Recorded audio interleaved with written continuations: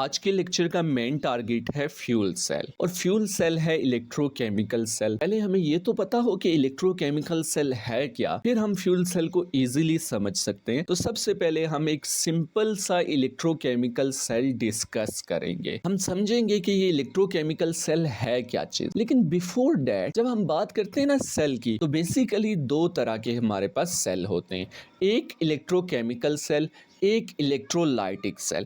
Electrolytic cell को हमने previous lectures में इन डेप्थ कवर किया हुआ है। अच्छा, इन दोनों सेल से क्या मुराद है? देखें, जो इलेक्ट्रोकेमिकल सेल है उसमें केमिकल एनर्जी इलेक्ट्रिकल एनर्जी में कन्वर्ट होती है, जबकि जो इलेक्ट्रोलाइटिक सेल है उसमें इलेक्ट्रिकल एनर्जी केमिकल एनर्जी में कन्वर्ट होती है। अच्छा, जो इंपॉर्टेंट बात है वो ये है कि इलेक्ट्रोलाइटिक सेल से 95% क्वेश्चंस आते हैं और इलेक्ट्रोकेमिकल सेल से ओनली 5% आते हैं। तो मेजर पोर्शन हमारे पास है इलेक्ट्रोलाइटिक सेल का। तो इसके लिए आप प्रीवियस लेक्चर्स को रिव्यू करें। सबसे पहले आपको इलेक्ट्रोलाइटिक सेल का ओवरव्यू दे दूं ताकि आप कंपैरिजन कर सकें इलेक्ट्रोकेमिकल सेल के साथ। तो हम चलते हैं इलेक्ट्रोलाइटिक सेल पे। सबसे पहले तो हम एक बीकर ले लेंगे, उसके अंदर हम एक इलेक्ट्रोलाइट डालेंगे। लेट्स से ये हमारे पास concentrated sodium chloride aqueous solution है। तो इसके अंदर आयंस कौन कौन से होंगे? हमें पता है Na पॉजिटिव Cl नेगेटिव होंगे। चूंकि वाटर है वो आयोनाइज होकर H पॉजिटिव और OH नेगेटिव आयंस भी बनाएगा। इसके अंदर हमने इलेक्ट्रोड डाले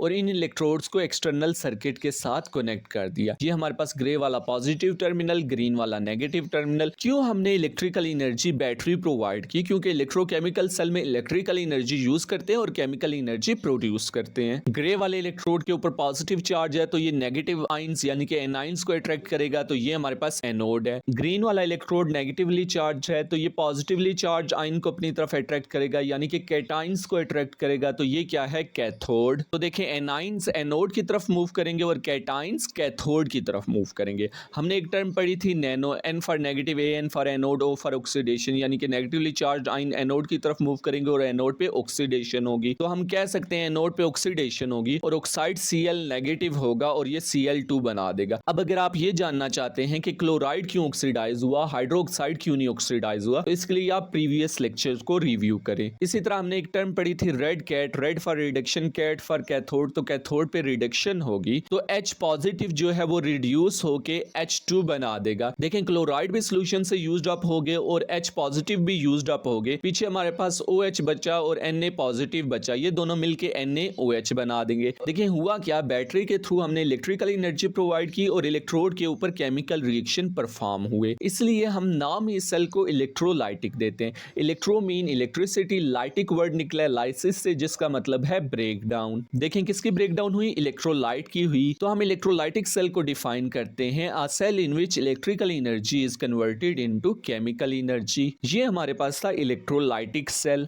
अब हम चलते हैं इलेक्ट्रोकेमिकल सेल की तरफ, जो इसका बिल्कुल ऑपोजिट है। इसमें क्या होता है? केमिकल एनर्जी इलेक्ट्रिकल एनर्जी में चेंज होती है। चूंकि हम एक सिंपल ओवरव्यू ले रहे हैं, सिंपल सा इलेक्ट्रोकेमिकल सेल को डिस्कस कर रहे हैं, तो हम एक बीकर लेंगे, उसके अंदर इलेक्ट्रोलाइट डालेंगे। लेट्स से ये हमारे पास कॉपर सल्फेट एक्वस सॉल्यूशन है। तो इसके अंदर आयंस कौन से होंगे? कॉपर आयंस होंगे, सल्फेट आयंस होंगे। क्योंकि सॉल्यूशन एक्वस है तो कुछ वाटर आयोनाइज होके H पॉजिटिव आयंस और OH नेगेटिव आयंस भी बनाएगा। इसके अंदर हम इलेक्ट्रोड डाल देंगे। ये ग्रे वाला इलेक्ट्रोड मैग्नीशियम है, ये ग्रीन वाला इलेक्ट्रोड कॉपर का है। मैग्नीशियम और कॉपर में से कौन सा ज्यादा रिएक्टिव है? तो मैग्नीशियम ज्यादा रिएक्टिव है। हमें कैसे पता चला मैग्नीशियम रिएक्टिव है? थ्रू रिएक्टिविटी सीरीज, जिनको हम आने वाले चैप्टर्स में पढ़ेंगे। अब मैं आपको एक सेंटेंस भी बताऊंगा जिसके थ्रू आप इजीली रिएक्टिविटी सीरीज को याद रख सकते हैं। अब देखें, लेट्स से मेरे पास कोई एक मेटल है, मैं स्पेसिफिक नहीं लेता, रैंडमली। लेट्स से मेरे पास एक X मेटल है, उसको मैं क्लोरीन के अंदर डाल देता हूं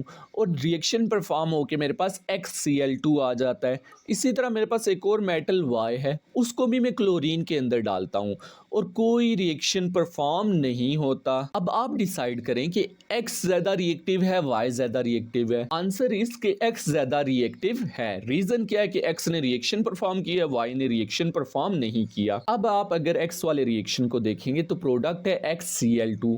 Cl के ऊपर क्या चार्ज होगा? Cl नेगेटिव होगा, यानी कि एक इलेक्ट्रॉन इसने लिया क्योंकि ये ग्रुप 7 से बिलोंग करता है।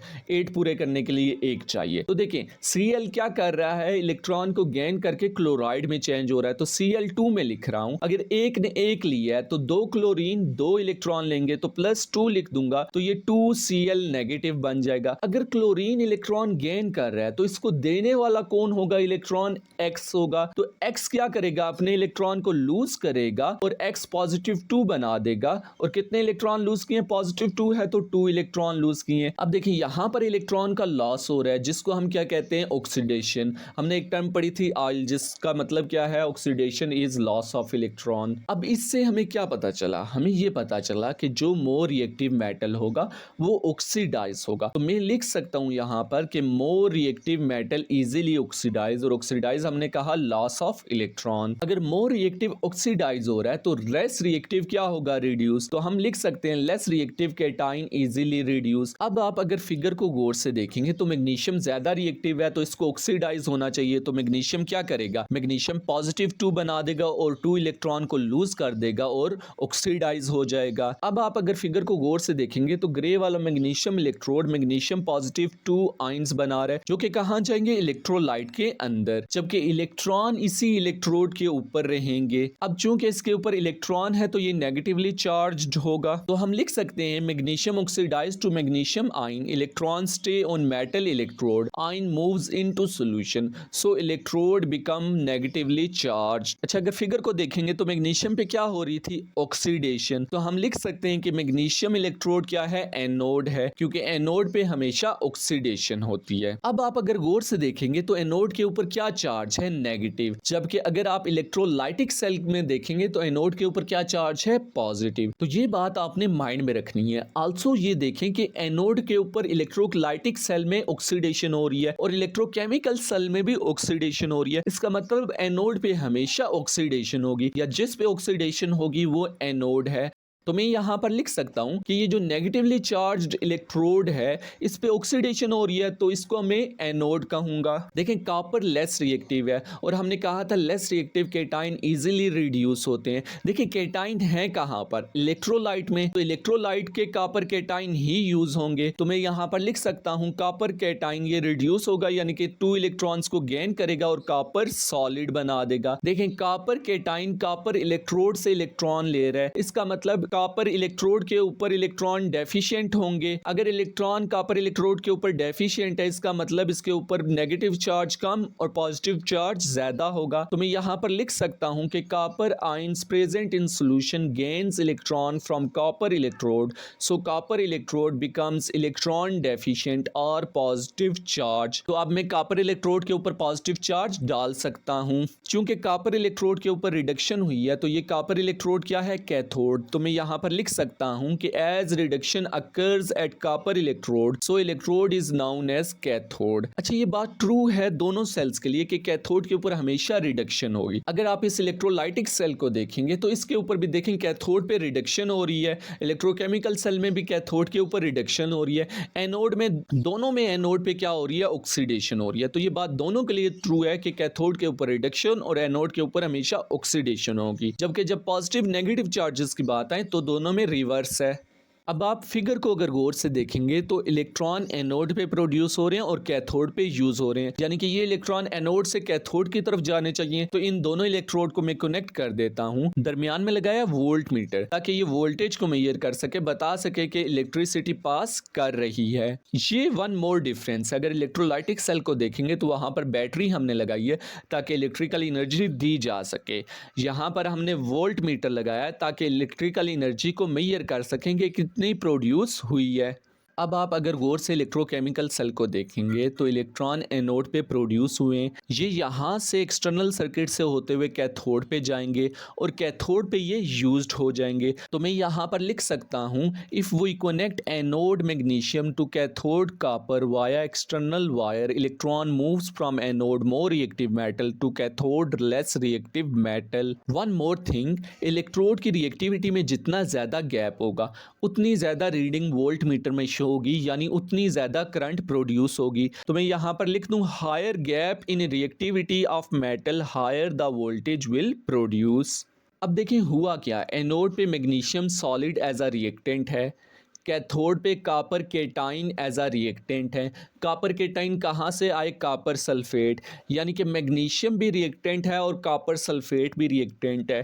तो मैं यहाँ पर लिख सकता हूँ magnesium solid plus copper sulphate aqueous solution. अब देखें एनोड पे क्या बना, मैग्नीशियम केटाइन बना, और हमारे पास कॉपर सल्फेट इलेक्ट्रोलाइट में क्या है, सल्फेट। मैग्नीशियम और सल्फेट मिल के मैग्नीशियम सल्फेट बना देंगे। तो मैं यहाँ पर लिख सकता हूँ मैग्नीशियम सल्फेट। कैथोड के ऊपर क्या प्रोडक्ट बना, कॉपर सॉलिड। तो मैं यहाँ पर लिख सकता हूँ कॉपर सॉलिड। तो ओवरऑल इक्वेशन ये है हमारे पास कि magnesium solid copper sulphate aqueous solution के साथ रिएक्ट करके magnesium sulphate aqueous solution plus copper solid बना रहा है। अच्छा, इस इक्वेशन के थ्रू भी ना आप बता सकते हैं ऑक्सीडेशन कहाँ हो रही है और रिडक्शन कहाँ हो रही है। कैसे बता सकते हैं, देखिए मैग्नीशियम के ऊपर कोई चार्ज नहीं है तो जीरो। मैग्नीशियम सल्फेट में मैग्नीशियम के ऊपर क्या चार्ज है, +2, और सल्फेट के ऊपर क्या चार्ज है, -2। +2 -2 जीरो, तो ओवरऑल जीरो चार्ज है। अब देखें चार्ज जीरो से +2 हो गया, यानी कि 2 इलेक्ट्रॉन लूज किए। लॉस ऑफ इलेक्ट्रॉन को हम क्या कहते हैं, ऑक्सीडेशन। मैग्नीशियम सॉलिड क्या हुआ, ऑक्सीडाइज।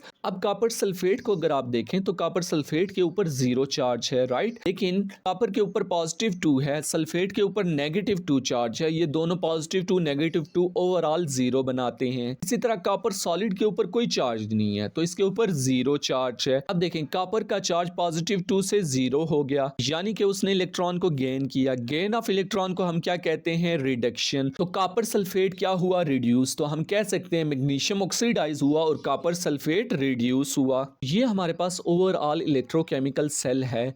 अब आपको समझ आ गया होगा कि इलेक्ट्रोकेमिकल सेल क्या चीज़ है और ये इलेक्ट्रोलाइटिक से कैसे डिफरेंट है।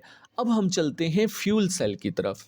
अच्छा, फ्यूल सेल भी डिफरेंट टाइप्स के होते हैं, जैसा कि phosphoric acid fuel cell, molten carbonate fuel cell, solid oxide fuel cell. लेकिन आपके सिलेबस में जो फ्यूल सेल इंक्लूडेड है, अगर आप सिलेबस को देखेंगे, वो है हाइड्रोजन ऑक्सीजन फ्यूल सेल। तो आपने सिर्फ और सिर्फ हाइड्रोजन ऑक्सीजन फ्यूल सेल पर फोकस करना है क्या ये इलेक्ट्रोकेमिकल सेल है। और देखिए हमने जब इलेक्ट्रोकेमिकल सेल पढ़ा था तो एनोड पे गौर करें। एनोड पे क्या हो रहा है, मैग्नीशियम ऑक्सीडाइज हो रहा है, एनोड डिजॉल्व हो रहा है, मैग्नीशियम ऑक्सीडाइज होकर डिजॉल्व हो रहा है, मैग्नीशियम +2 बना रहा है। जब सारे का सारा मैग्नीशियम डिजॉल्व हो जाएगा, सारे का सारा एनोड डिजॉल्व हो जाएगा, खत्म हो जाएगा, जो इलेक्ट्रोलाइट के अंदर डिप है, तो रिएक्टेंट खत्म हो गया। रिएक्टेंट खत्म हो गया तो सेल स्टॉप कर देगा। लेकिन हाइड्रोजन ऑक्सीजन फ्यूल सेल में हम कंटिन्यूस सप्लाई करते हैं रिएक्टेंट की। अच्छा, जब हम एग्जाम क्वेश्चन करेंगे तो आप डिफरेंट तरह की डायग्राम देखेंगे। डिफरेंट बुक्स में भी डिफरेंट डायग्राम दी होंगी, लेकिन मैं एक सिंपल से डायग्राम बना देता हूं ताकि आपको समझने में आसानी हो और सारे के सारे आप एग्जाम क्वेश्चन इंशाल्लाह सॉल्व कर लेंगे। तो यहाँ पर हम एक कंटेनर ले लेते हैं, उसके अंदर इलेक्ट्रोलाइट डाला है हमने एक्वस KOH। तो इसके अंदर आइंस कौन कौन से होंगे, KOH है तो पोटेशियम आइंस होंगे और हाइड्रोक्साइड आइन होंगे। चूंकि एक्वस है तो वाटर आयोनाइज होकर H+ बनाएगा और OH नेगेटिव बनाएगा, वो हमने पहले मेंशन कर दिए हैं। फिर एक और कंटेनर है और ये इलेक्ट्रोड हैं जो कि इलेक्ट्रोलाइट के अंदर डिप हैं। इलेक्ट्रोड आपस में वोल्ट मीटर के थ्रू कनेक्टेड हैं। ये इलेक्ट्रोड जो हैं प्लेटिनियम के बने हुए हैं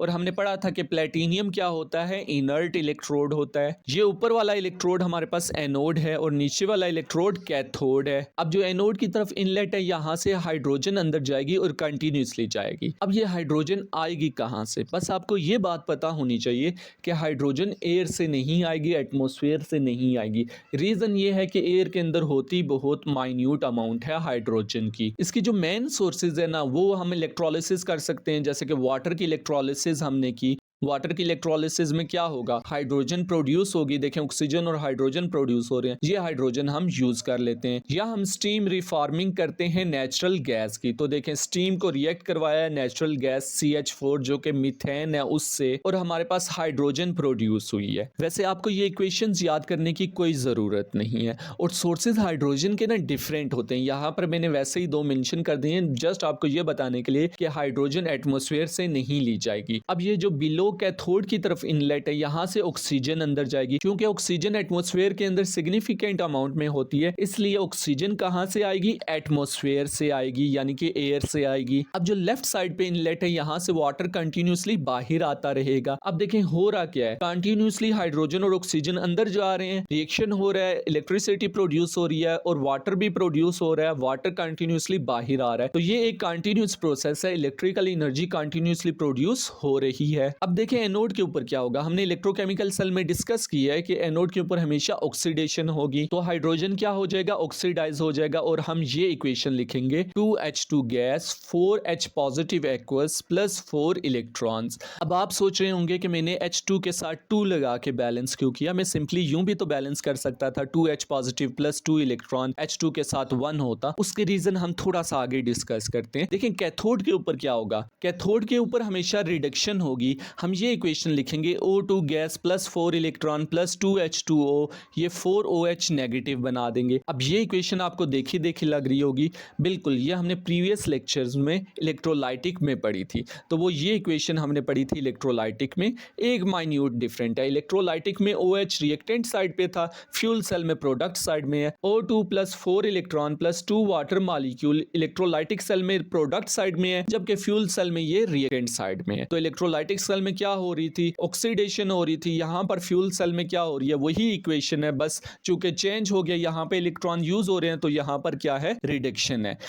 देखें रिडक्शन में 4 इलेक्ट्रॉन यूज़ हो रहे हैं, इसका मतलब ऑक्सीडेशन में 4 इलेक्ट्रॉन प्रोड्यूस होने चाहिए, इसलिए जब हमने बैलेंसिंग की तो हमने 4 इलेक्ट्रॉन प्रोड्यूस करने की कोशिश की, ना कि हमने रेड वाली इक्वेशन लिखी जिसमें 2 इलेक्ट्रॉन प्रोड्यूस हो रहे हैं, इसलिए हमने रेड वाली नहीं लिखी, वाइट वाली इक्वेशन लिखी है। अब गौर से अगर आप फिगर को देखें तो एनोड पे 4 इलेक्ट्रॉन प्रोड्यूस हो रहे हैं, ये इलेक्ट्रॉन कहाँ जाने चाहिए, ये वोल्ट मीटर से कैथोड की तरफ जाएंगे ताकि ये इलेक्ट्रॉन यूज हो सके। क्योंकि फ्लो ऑफ इलेक्ट्रॉन को हम इलेक्ट्रिक करंट कहते हैं और यहाँ पर भी फ्लो हुआ तो यूं इलेक्ट्रिक करंट प्रोड्यूस हुई।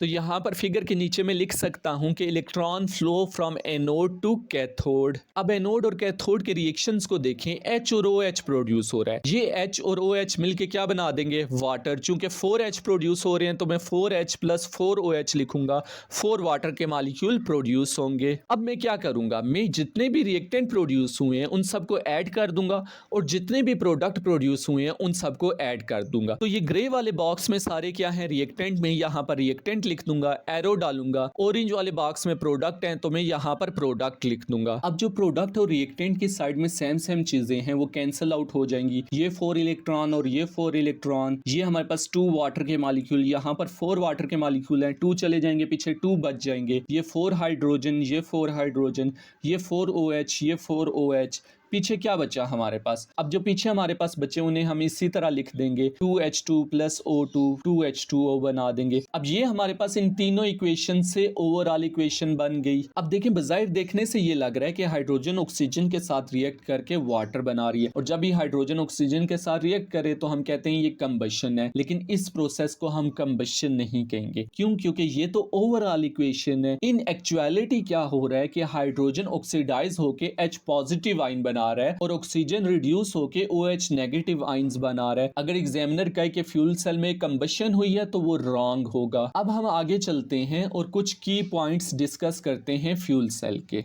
पहला अभी जो हमने डिस्कस किया, हाइड्रोजन हमेशा ऑक्सीडाइज होगी, ऑक्सीजन हमेशा रिड्यूस होगी, कंबशन नहीं होगी, यानी कि hydrogen is not combusted in excess of oxygen. दूसरा कि इलेक्ट्रिकल एनर्जी प्रोड्यूस होगी जब इलेक्ट्रॉन फ्लो करेंगे एनोड जहां पर ऑक्सीडेशन हो रही है टू कैथोड जहां पर रिडक्शन हो रही है। तीसरा वाटर की फॉर्मेशन हो रही है और फॉर्मेशन ऑफ वाटर क्या है, एक्सोथर्मिक रिएक्शन है, तो हीट एनर्जी प्रोड्यूस होगी। अब एडवांटेजेस की तरफ आते हैं, तो फ्यूल सेल हमारे पास इन्वायरमेंटल फ्रेंडली है। क्यों है, क्योंकि ना तो ये कार्बन डाइऑक्साइड प्रोड्यूस करेगा ना कार्बन मोनोऑक्साइड प्रोड्यूस करेगा। अब जितने भी कार्बन फ्यूल्स हैं या हाइड्रोकार्बन फ्यूल्स हैं वो कार्बन डाइऑक्साइड प्रोड्यूस करते हैं जो कि ग्रीन हाउस गैस है, जो कि इन्वायरमेंट को इफेक्ट करती है। इसमें अगर कोई प्रोडक्ट बनता भी है तो फ्यूल सेल में ओनली वाटर बनता है जो कि इन्वायरमेंटल फ्रेंडली है। दूसरा, ये फ्यूल सेल किसी भी फाइनाइट सोर्स पे डिपेंड नहीं करता। क्यों नहीं करता, क्योंकि दो ही इसके रिएक्टेंट है, हाइड्रोजन और ऑक्सीजन। ऑक्सीजन हम कॉन्स्टेंटली इन्वायरमेंट से ले सकते सकते हैं और हाइड्रोजन को हम प्रोड्यूस कर सकते हैं। अब जितने भी हाइड्रोकार्बन या कार्बन फ्यूल हैं वो फाइनाइट सोर्सेज हैं, यानी कुछ अरसे बाद वो ख़त्म हो जाएंगे। इसीलिए जितनी भी गल्फ कंट्री हैं वो अपनी इकॉनमी को पेट्रोल डिपेंडेंसी से निकाल रही हैं, क्योंकि उन्हें भी पता है कि फ्यूल कुछ अरसे के बाद ख़त्म हो जाएगा। अब हम कुछ डिसएडवांटेजेस को देखते हैं। पहला ये है कि हम इन गैसेस को स्टोर कैसे करेंगे, स्पेशली हाइड्रोजन। क्योंकि हाइड्रोजन हाईली फ्लेमेबल गैस है, तो इसको स्टोर करने के लिए भी हमें स्पेशल कंटेनर और स्पेशल एहतियात की ज़रूरत है। तो ये हमारे पास था ओवरऑल फ्यूल सेल के फ्यूल सेल है क्या, उसके की पॉइंट्स, एडवांटेजेस और डिसएडवांटेजेस। अब हम कुछ एग्जाम क्वेश्चन करते हैं। क्वेश्चन है which statements about hydrogen and oxygen fuel cells are correct. हमने बताने कौन सी करेक्ट है, तो वीडियो को पॉज करके इसको सॉल्व करें। अच्छा, पहला है they convert chemical energy into electrical energy. देखें, हाइड्रोजन ऑक्सीजन फ्यूल सेल है तो ये इलेक्ट्रोकेमिकल सेल है। इलेक्ट्रोकेमिकल सेल क्या करता है, केमिकल एनर्जी से इलेक्ट्रिकल एनर्जी बनाता है, तो ये करेक्ट है। दूसरा है hydrogen is reduced in fuel cells. During lecture हमने डिस्कस किया था कि हाइड्रोजन ऑक्सीडाइज होती है, एनोड पे ऑक्सीडेशन होती है, तो ये इनकरेक्ट है। तीसरा है they don't produce any atmospheric pollutants. तो ऑफ कोर्स हमने पढ़ा था एडवांटेजेस में कि ये इन्वायरमेंटल फ्रेंडली है, कोई पोल्यूटेंट प्रोड्यूस नहीं करते, तो ये भी करेक्ट है। तो हमारा करेक्ट ऑप्शन है सी 1 एंड 3 ओनली। नेक्स्ट क्वेश्चन हमारे पास है क्वेश्चन 12 पेपर 11 अक्टूबर नवंबर 2024 जीसीई का है। क्वेश्चन है which row describes one advantage and one disadvantage of using hydrogen oxygen fuel cell to power a road vehicle. Video को पॉज करके इसको solve करें। अच्छा, अगर आप ऑप्शन सी और डी को देखेंगे तो लिखा हुआ है the fuel cell obtains the oxygen from water, जबकि हमने पढ़ा था बॉटम में ऑरेंज में लिखा हुआ है कि ऑक्सीजन की सोर्स क्या है, एटमॉस्फेयर यानी कि एयर। तो सी और डी हो गए इनकरेक्ट। अगर आप बी को देखेंगे एडवांटेज है obtains the oxygen from air, ये करेक्ट है। डिसएडवांटेज है the only chemical product cause acid rain. अच्छा, हमने पढ़ा था कि ओनली प्रोडक्ट वाटर है जो लेफ्ट साइड के आउटलेट से बाहर आ रही है। जब प्रोडक्ट वाटर है तो वाटर तो एसिड रेन नहीं कॉज करती, तो ये हमारे पास बी क्या होगा, इनकरेक्ट होगा। अगर आप ए को देखेंगे लिखा हुआ है fuel cell obtain oxygen from air, correct. Hydrogen has to be stored in very strong tank, ये भी करेक्ट है। उसकी रीजन है हाइड्रोजन हाईली फ्लेमेबल है, तो ए क्या हुआ, करेक्ट। नेक्स्ट क्वेश्चन है हमारे पास what is the disadvantage of using hydrogen oxygen fuel cell to power a car. Video को पॉज करके इसको सॉल्व करें। अच्छा, हमसे डिसएडवांटेज पूछा गया है। ए है पेट्रोल और gasoline is a non renewable resource, ये तो डिसएडवांटेज है पेट्रोल गैसोलीन का। हाइड्रोजन ऑक्सीजन फ्यूल सेल का तो डिसएडवांटेज नहीं है, वो तो रीन्यूएबल है, तो ये हमारे पास इनकरेक्ट है। बी है हाइड्रोजन टैंक में split in an accident leading to the explosion, तो वाकई हाइड्रोजन गैस हाईली फ्लेमेबल है, वो रिएक्टेंट यूज होती है, तो ये हमारे पास करेक्ट डिसएडवांटेज है। सी है the product of reaction between oxygen and hydrogen is toxic. लेकिन जो प्रोडक्ट बनती है ना हाइड्रोजन और ऑक्सीजन से, वो बनती है वाटर। वाटर तो टॉक्सिक नहीं है, तो ये डिसएडवांटेज नहीं है, तो ये इनकरेक्ट है। D oxygen is obtained from air, अगर हम एयर से ले रहे हैं तो हमारी एनर्जी ज़्यादा वेस्ट नहीं हो रही ऑक्सीजन बनाने के लिए, ये तो एडवांटेज हमारे पास हुआ कि हमारे पास कंटिन्यूस सप्लाई है ऑक्सीजन की, तो ये डिसएडवांटेज नहीं है, ये भी इनकरेक्ट है। नेक्स्ट क्वेश्चन है question 13 paper 2 October November 2024 IGCSE। Question है which statement describe an advantage of using hydrogen oxygen fuel cell in a car compare to gasoline engine. Video को पॉज करके इसको सॉल्व करें। अच्छा, इंपॉर्टेंट बात, हमसे एडवांटेज पूछा गया है। ए है hydrogen is difficult to store, अगर हाइड्रोजन डिफिकल्ट टू स्टोर है तो ये डिसएडवांटेज है, ये इनकरेक्ट है। बी है हाइड्रोजन इज हाईली फ्लेमेबल, अगर हाईली फ्लेमेबल है तो एक्सीडेंट के चांसेस ज्यादा हैं, तो ये हमारे पास डिसएडवांटेज है, तो ये इनकरेक्ट है। सी है hydrogen used is made from hydrocarbon. अच्छा, ड्यूरिंग लेक्चर हमने पढ़ा था कि मीथेन को वाटर के साथ रिएक्ट करके हम हाइड्रोजन प्रोड्यूस कर सकते हैं, तो ये डिसएडवांटेज है। क्यों? क्योंकि हाइड्रोकार्बन लिमिटेड है, अगर ये लिमिटेड है तो हाइड्रोजन की प्रोडक्शन भी क्या हो सकती है, लिमिटेड हो सकती है, तो ये हमारे पास इनकरेक्ट है। डी है हमारे पास only chemical product is water, बिल्कुल केमिकल प्रोडक्ट क्या होती है, वाटर होती है, वाटर तो इन्वायरमेंटल फ्रेंडली है, तो ये हमारे पास एडवांटेज है, ये करेक्ट है। अच्छा, ये लेक्चर था हमारे पास फ्यूल सेल का, हमने इन डेप्थ देखा कि इलेक्ट्रोकेमिकल सेल क्या होता है, फ्यूल सेल क्या होता है, हमने एग्जाम क्वेश्चन किए। इंशाल्लाह नेक्स्ट लेक्चर में एक और मैं वीडियो बनाऊंगा, उसमें हम सिंपली जो है सिर्फ और सिर्फ फ्यूल सेल के एग्जाम क्वेश्चन जो इम्पोर्टेंट हैं उनको डिस्कस करेंगे। So stay tuned. Like, share, and subscribe our channel, SKW. We will try our best to give simple and effective educational information via the use of the best animation.